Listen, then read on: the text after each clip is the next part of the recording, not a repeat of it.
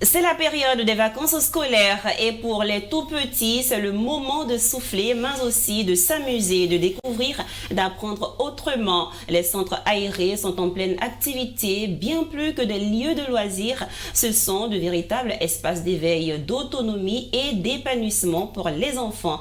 Mais quel est leur impact sur les familles? Quel rôle jouent-ils dans notre société aujourd'hui? Pour en parler, notre invitée de la rédaction est Fabienne Adengra Pongo. Elle est entrepreneure et promotrice passionnée de centres aérés. Avec elle, nous allons explorer, bien sûr, tout ce que ces structures apportent aux enfants et à leurs parents, n'est-ce pas, Madame Adengra Pongo? Tout à fait, oui. En tout cas, merci d'être sur notre plateau. Merci à vous également. D'accord.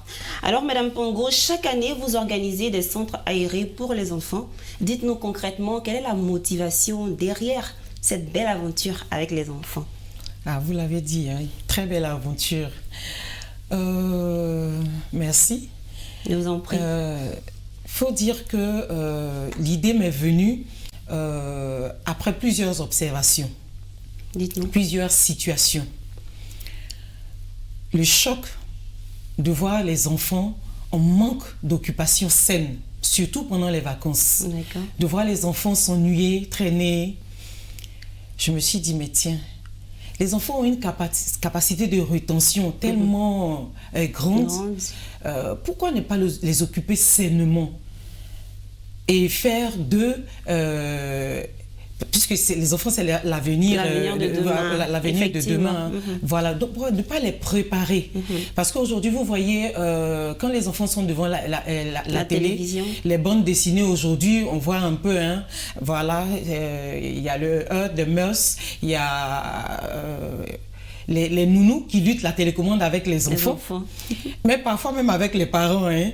Voilà, vous voyez, aujourd'hui, les enfants sont tellement captivés sur leur tablette, ils restent dans leur coin, ils ne fraternisent pas beaucoup, même à la maison. Et puis, on attend tout de la nounou, on est concentré plutôt sur les jeux. Bon, c'est vrai que ce n'est pas tous les jeux vidéo qui sont dangereux, mais il y a certains qui sont dangereux s'ils ne sont pas suivis par des adultes.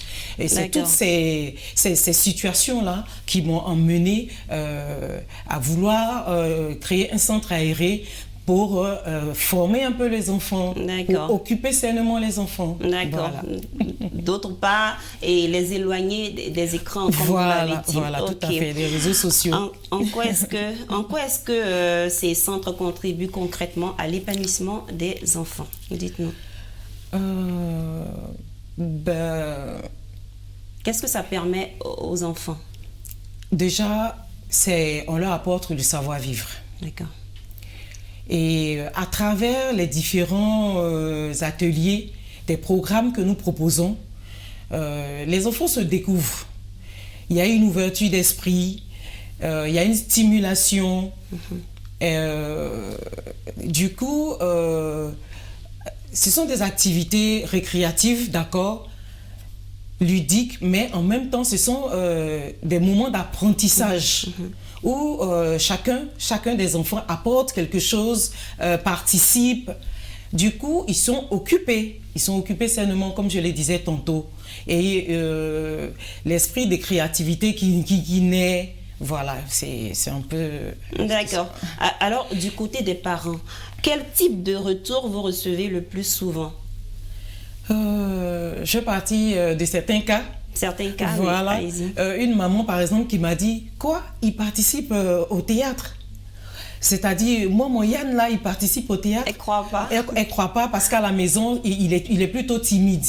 Et savoir qu'aujourd'hui, l'enfant participe à un théâtre, il va s'exprimer devant les gens. Elle devait partir en voyage. Elle a décidé pour l'enfant de reporter, d'être présente et partir après à son voyage. Et elle est venue et elle était tellement heureuse. Contente. Elle a passé tout son temps à me féliciter. Et ses enfants sont revenus plusieurs fois au centre aéré.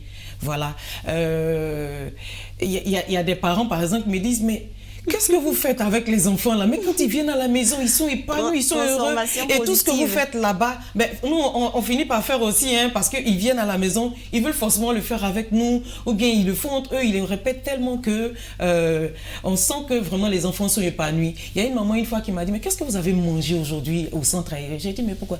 Eh bien parce que mon enfant, il ne mange pas comme ça. Et il a parlé d'un plat que vous avez concocté là-bas, qu'il a bien mangé. Donc j'aimerais savoir, c'était quoi ce plat pour qu'on puisse lui faire à la maison. Très bien. Waouh. En tout cas, donc, ça motive voilà, à faire motive, davantage. voilà, à faire davantage. D'accord. Il n'y a pas que le côté positif et le côté négatif. Est-ce qu'il y a des parents qui se sont plaints du service? Peut-être, dites-nous.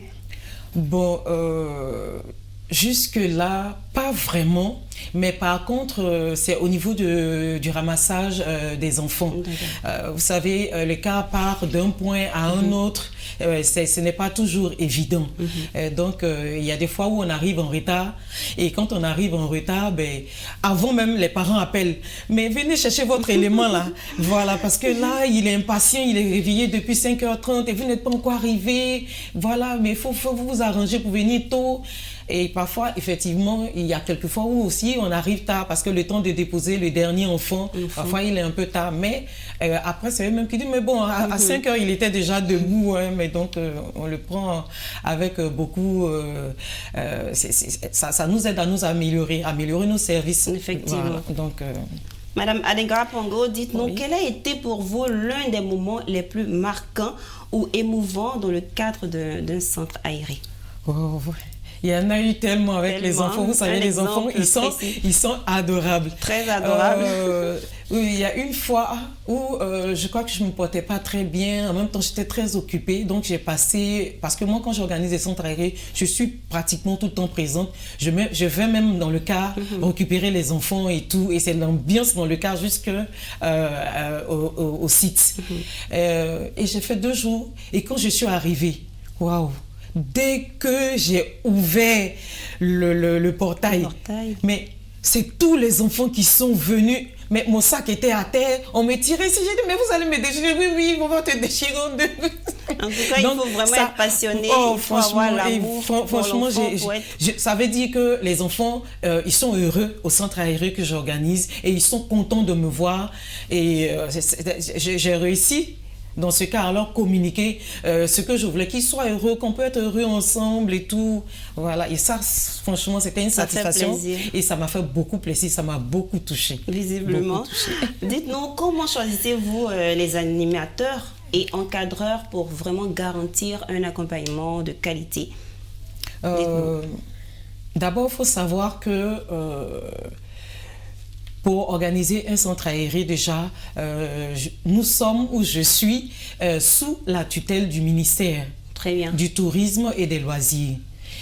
Et eux, à travers des structures bien spécialisées à eux, nous octroient des moniteurs, des éducateurs spécialisés, voilà, qui sont mis à notre disposition pour s'occuper des enfants. Voilà. D'accord, cela facilite l'organisation. Tout à fait, parce qu'ils sont déjà formés pour ça, ils sont formés par l'État pour ça. D'accord. Alors, Madame Pongo, on vous a compris. Pour conclure, pourquoi peut-on considérer les centres aérés comme un véritable outil au service de la société? Pas seulement au bénéfice des enfants, mais de la société, en elle-même. Dites-nous. Tout à fait. Vous voyez, il y a plusieurs aspects. D'accord. Il y a l'aspect cognitif, intellectuel, donc. Il y a le développement intellectuel. Du fait que, à travers les différents ateliers, je le disais tantôt, il y a une ouverture d'esprit. Il y a beaucoup d'apprentissage, il y a une stimulation. C'est vraiment passionnant. D'accord. Donc, il y a le développement social. Un enfant qui est bien formé, bien éduqué, puisque les centres aérés complètent l'éducation à l'école, complètent l'éducation des parents. Et un enfant qui est bien éduqué, qui sait comment se comporter dans la société à travers ses différentes activités, ses différents ateliers et tout, il apprend à être sociable, il apprend à se fraterniser, à se frotter aux autres, à voir les choses autrement qu'à la maison, qu'en famille. Voilà. Il y a des enfants qui acceptent difficilement de voir un enfant handicapé ou qui ne s'exprime pas correctement. Mais quand ils sont entre eux, ils finissent par comprendre. Voilà, parfois il y a des enfants qui te posent la question, mais pourquoi elle marche comme ça? Mais pourquoi elle fait comme ci? Comme ça. Mais tout ça, ça fait que l'enfant finit par comprendre qu'en fait, il faut l'accepter aussi, accepter l'autre aussi. Voilà. Donc tout ça facilite l'intégration même de l'enfant dans la société. Étant donné que les enfants sont l'avenir de demain, donc toute cette complémentarité-là, ces ouvertures d'esprit, voilà, ça aide beaucoup. Merci Madame Adengra Pongo. Je vous en prie. En tout cas, nous avons pris plaisir à échanger avec vous concernant le rôle crucial des centres aérés. À vous, nous disons merci de nous avoir suivis. À très bientôt pour un nouveau numéro de l'invité de la rédaction sur Médium TV Afrique.